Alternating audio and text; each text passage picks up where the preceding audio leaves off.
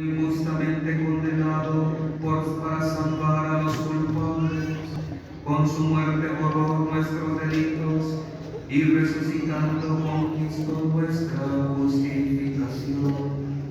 Por eso te alabamos con todos los ángeles y te aclamamos con voces de júbilo cantando.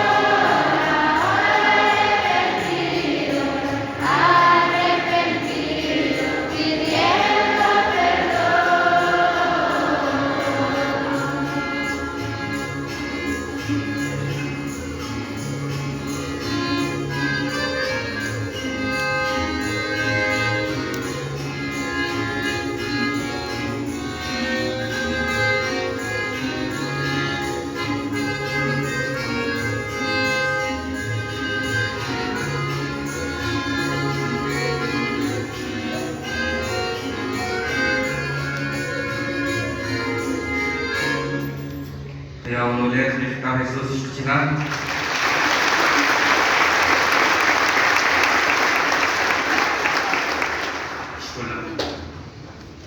Entonces haré buen tiempo institucional y testimonio.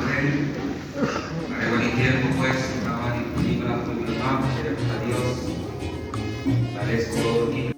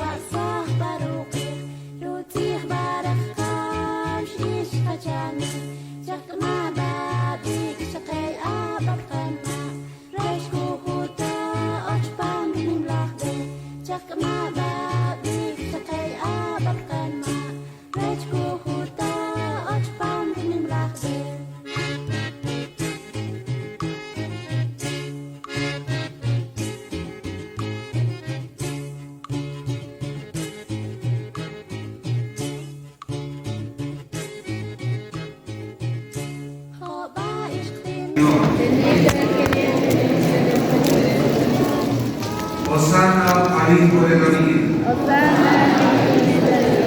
Bendito el que viene en nombre del Señor. Hosana al Hijo de David. Bendito el que viene en nombre del Señor. Bueno, cerramos todos. Vamos entonces ahora a seguir con la Eucaristía.